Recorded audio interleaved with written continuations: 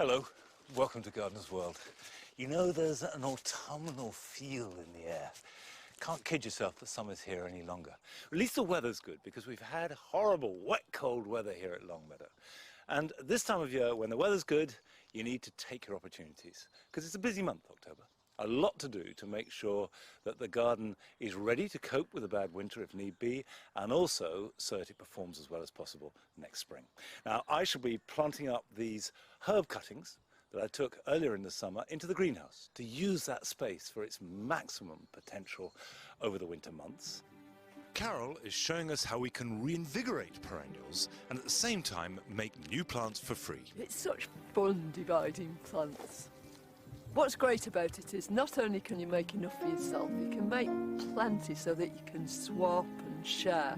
And Rachel is at RHS Rosemore looking at plants that can give our gardens another dimension at this time of year. You could be forgiven for thinking that the visual impact is the most important thing, but I promise you the fragrance is the icing on the cake. And I'll also be planting up lots of bulbs into the grass here.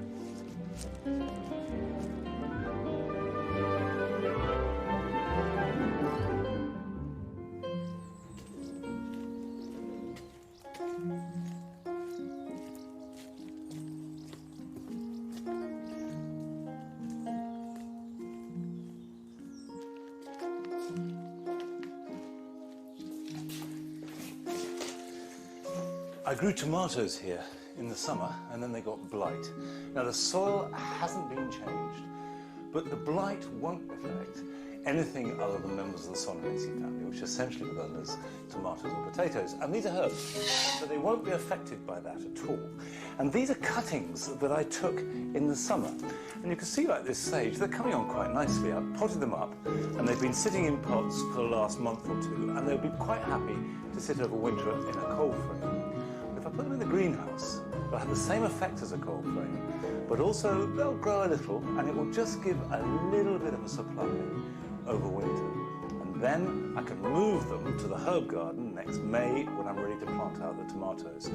And the fact that the soil hasn't been changed, is slightly exhausted, is good for Mediterranean herbs. They don't like lush, rich conditions. What they want is a little bit of hardship as long as the drainage is good. And I'll plant them out quite close. So this is a narrow leaf sage. If I just take that out. So if I just pop this out on the edge, put that there like that. I've got some thyme there that I dug up from the ornamental vegetable garden that were having a tough time of it because they were getting too shady. And thyme hates shade. So I'm going to plant those out too. And they will do much better. Greenhouses are good places to grow Mediterranean herbs. And there it goes. I've got parsley here too. This is giant parsley, loose-leafed. This, of course, has been grown from seed, not taken from a cutting. And this will grow quite well over winter and form quite a decent-sized plant. And I suppose really the point about this is that you're using the protection that you've got and use the greenhouse. Fill it up. Don't just see it as somewhere that is for summer plants. What the Mediterranean herbs really hate here at Longmeadow is a cold, wet winter. It's a real struggle for them to survive. And of course, if you don't have a greenhouse, you can do it on a windowsill, you can do it in a pot. Any protected environment that you can stop getting too wet, that's the worst thing, and then a little bit of heat, even if it's just a pane of glass. And with a little bit of winter sun, they will grow. And actually at the same time, release that lovely oily fragrance that makes Mediterranean herbs so special. Talking of fragrance, of course in winter there isn't much to be found, but it's surprising how many plants have a delicious scent at this time of year. And Rachel has been to RHS Rosemore in search of it. At Rosemore, I'm following my nose to find the most perfumed plants for this time of year for every size of garden. In the hot garden here at Rosemore, these late season perennials are very much the star of the show, and right in the heart of the thing, we've got this wonderful bergamot, the Monarda Prairie Nag. It's absolutely smothered in bees at the moment, and given that we've had such an awful year for bees, it's been very wet, Well, this in itself is a reason to plant it. The monarda has very aromatic fragrance to the foliage. When you see them in this setting, I mean, just surrounded by the heleniums, the rudbeckias, all those wonderful purples and oranges and golds, well, you could be forgiven for thinking that the visual impact is the most important thing. But I promise you, the fragrance is the icing on the cake.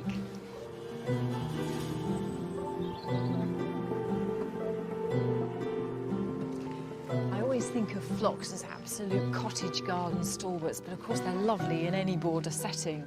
This is a gorgeous white form, Paniculata Mount Fuji, but they also come in sort of sugared almond shades of mauve and pale blues. They're very fragrant, and that fragrance is quite powdery. It's quite fresh and clean as well, and it's obviously very attractive to all sorts of beneficial insects, including butterflies, bees, and above all moths who have a long proboscis, and that gets down into the tubular part of the flower. But in this setting, surrounded by dazzling white flowers and silvery foliage, well, they positively sparkle. One of the most surprising fragrances you'll find wafting around in autumn comes from the Katsura tree. It's native to China and Japan, where in the wild it can grow up to 200 feet tall with a massive girth of 80 foot, so you'll need a big garden to accommodate it. But its sweet scent, which comes from its delicate leaves, can fill an entire garden. Those leaves, which are sort of heart-shaped, as they turn to these lovely colours of ochre and gold, well, the sugars within them break down, and then you get this fragrance, and it's like toffee apples just wafting across the garden almost to get you. It's fantastic and redolent of everything about autumn. Bonfire nights, those lovely crisp mornings. This really is a favourite fragrance at this time of year. There's room in most gardens for shrubby perennials, and many have outstanding late summer scent too. The pineapple sage, Salvia elegans, is renowned for its flowers, but its foliage has the most intense and delicious fragrance. Well, I think it's beautiful as a foliage plant, and these leaves, which are so good to look at, they're also intensely, sweetly scented of pineapples. Plants that produce aromatic foliage, they usually do so as a deterrent to insects or to grazing animals, as a way of saying, keep off and don't eat me. But I have to say, in a garden situation, spectacular.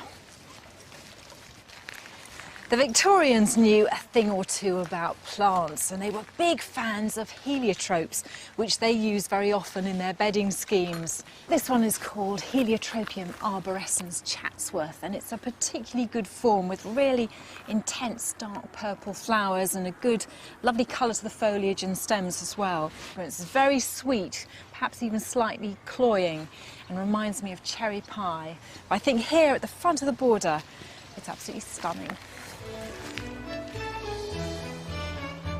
If you want the added dimension of late summer scent in the garden, these are plants, both great and small, to fill your senses throughout autumn.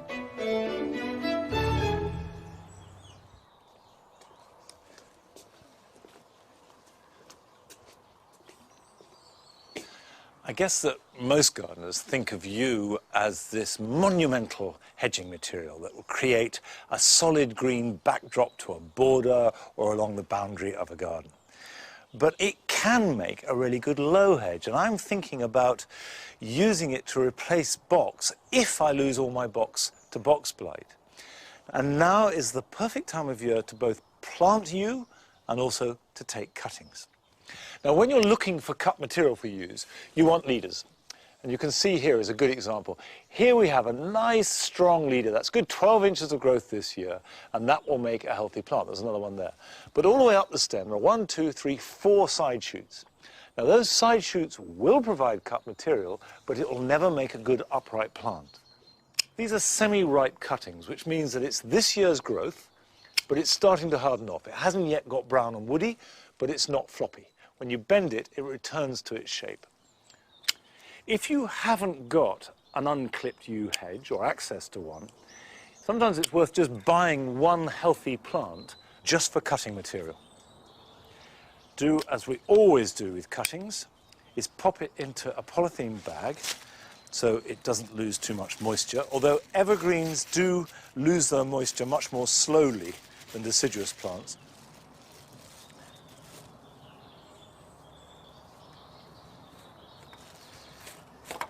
Now, if you're taking any cuttings at all, it's worth preparing a compost with extra perlite or grit in it.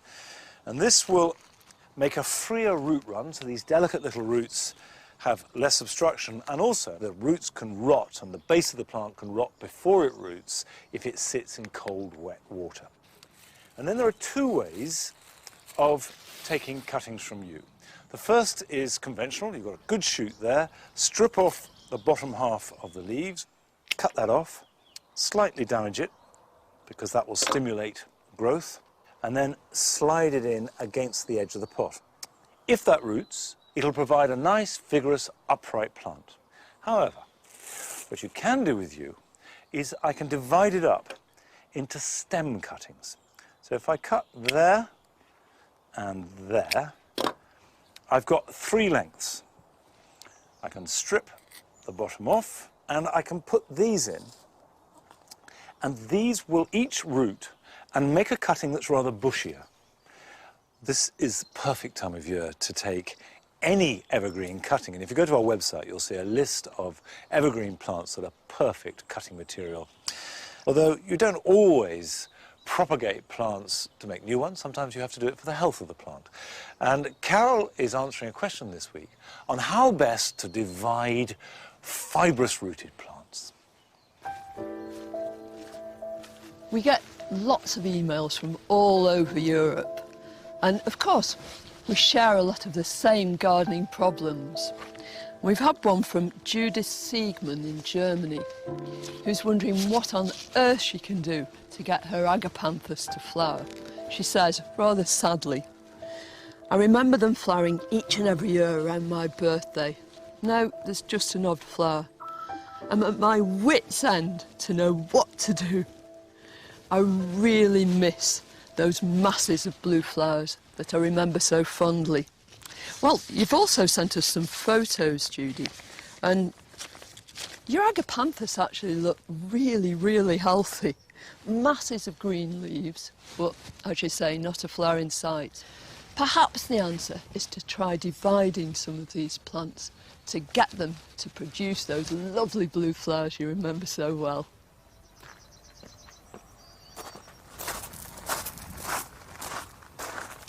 Well, as you can see, I'm lucky enough to have this wonderful big pot of agapanthus. Well, last year I divided one of my plants that had stopped flowering and was pot bound, and I made 4 big chunks, and 3 of them have actually flowered this time, so it's definitely worth a try. Now, the other little point you mentioned is that you keep your plants in a cellar over winter. Now, because the Pricox group are evergreen, I think really being deprived of light for so long is also going to work against their flowering. So if you possibly can, still giving them the frost protection they need, give them more light too.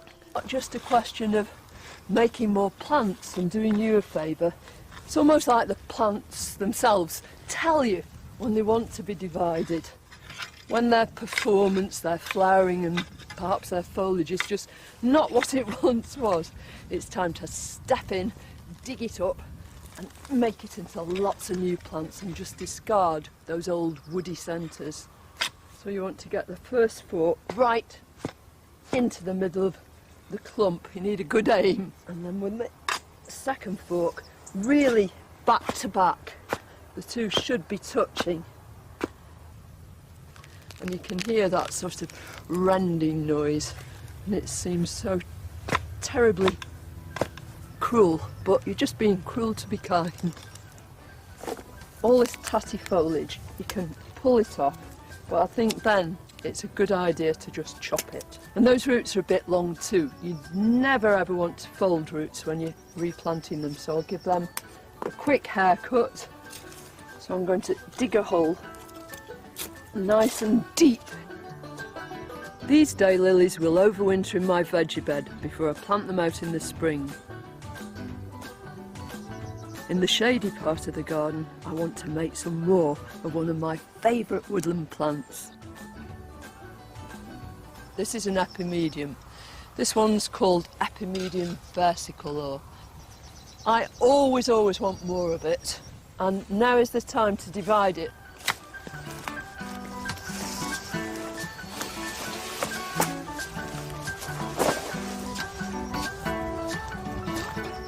Now you can see here what I'm after is each piece has got to have 1 or 2 at least of these fat little pink buds, because those are what's going to make next year's flowers and new leaves. By rinsing the roots you can see the buds more clearly before putting the plants in pots.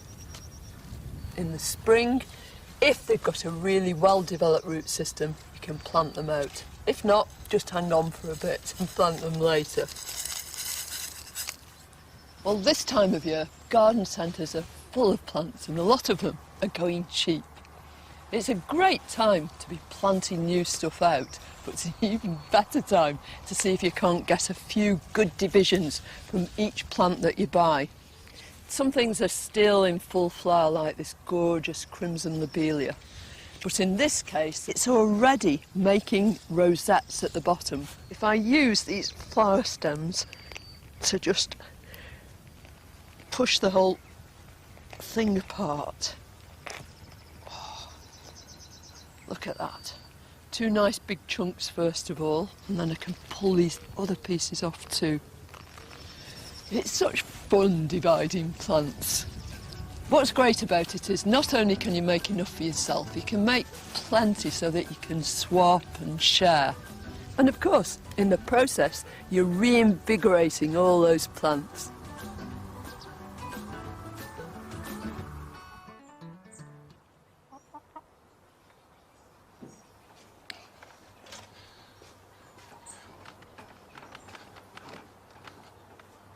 We've all seen daffodils growing in grass where you get these incredible blades of yellow and orange, almost looking like a huge flower border for a few weeks in March and April.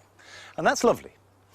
However, you can grow daffodils so that they grow in the grass like wildflowers. And there is one native, or at least naturalized daffodil called Narcissus pseudonarcissus, that actually grows in this part of the world on the edge of woods, and you see these delicate flowers leaking out into the fields.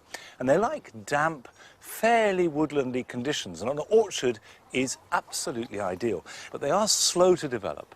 So this is something that you do for the long term. They're not going to give you a big hit.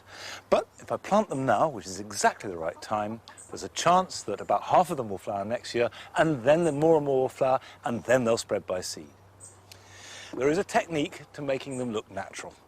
And I've tried every way, and I can guarantee that the only way to do it is just take a handful of bulbs and then cast them to the winds. And plant them exactly where they land. And if they land in clumps and groups, it doesn't matter, because that's how they grow in the wild. Now, having done that, you then need the right tool for the job. With these tiny bulbs, if the ground is moist enough, a trowel will do the job. But remember, you want to plant twice their own depth. So that's quite deep. With a bigger bulb, it's worth investing in a stand-up bulb planter. Helps your back, and you just push down on it like that, take out a hole, and what it does is create a core. And it really, really saves a lot of time and effort. So I highly recommend these. And with daffodils, you do want to get on with this because they start growing now. And the more time they have to grow in the ground, the more likely they are to produce a flower. So you just pop that in and pop that over the top. But it's a good idea, if you're planting a lot of bulbs in grass, to put a hose onto the area for an hour or two. You'll find the whole process is a lot easier. And also, after you've planted, if it's dry, water them well. They need moisture in autumn in order to produce the best flowers in spring.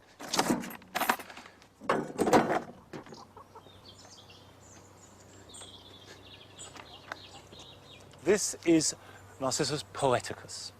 It comes from subalpine meadows down as far south as Greece and on the Mediterranean, but essentially this is damp, hilly ground, and it's hardy. So this will grow anywhere in Britain, and as long as it's reasonably damp and not too dry, it'll thrive. And what it gives you is that halfway house between the ephemeral quality of Pseudonarcissus and the slightly overpowering muscularity of some of the daffodil hybrids. And also, if you look at it, it's a great big bulb. You can pretty much guarantee that this will flower next year, so you're getting an immediate return and display.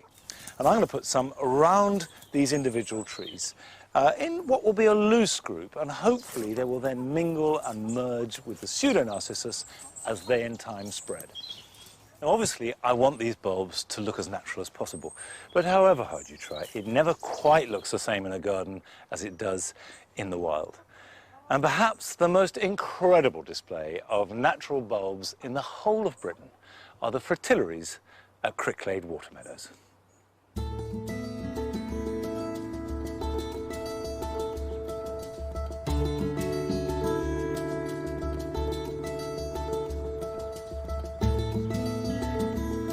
North Meadow is just such a stunning place. One of those places you just have to see before you die, I think. North Meadow holds 80% of the UK's population of fritillary, Fritillaria meleagris, which are known locally as snake's head fritillaries. Snake's head refers to the way they snake their way out of the grasses with this beautiful checkered pattern on them, almost with a viper-like face. Here in front of me we've got a lovely display of fritillaries in their different stages. So if we look at this one here, is not going to flower this year. It probably didn't build up a big enough corm last year, but the plants can actually survive the corms 25 to 30 years. Just behind it, one that's just snaked up out of the ground, and there we can see that it's going to be a purple flower by the brown on the stalk. This one, in flower beautifully, we can see the anthers inside and where all the bumblebees are going to go in and collect their pollen and do their work. Just a little bit further over, a lovely example of a white fritillary, but you can see green stem, that shows that it's going to be that white even when it's in bud. But look at these, where they have that viper-like face and that beautiful snake's head patterning.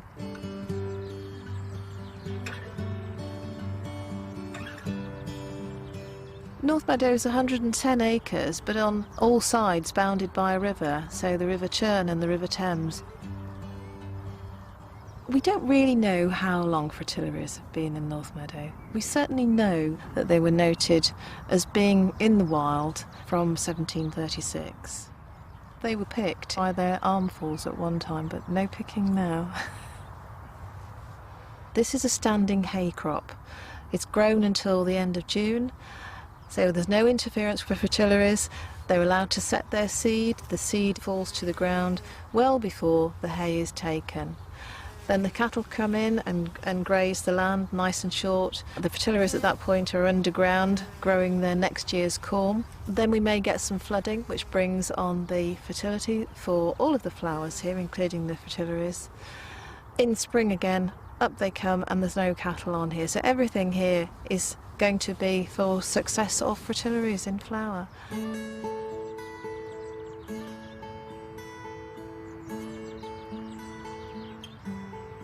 People come, and especially on my guided walks, will ask me how they can grow fritillaries in their gardens.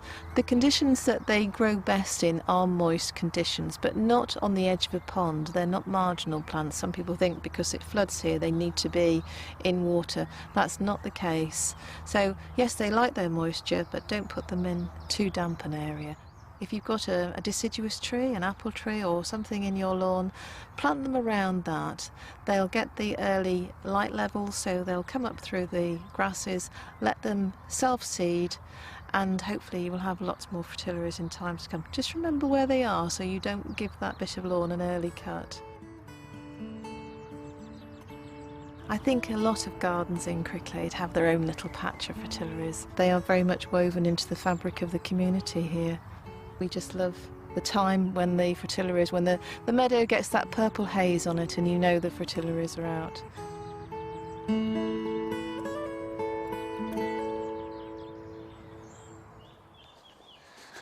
I think those meadows are so beautiful, and I'd really like to go and see them next spring.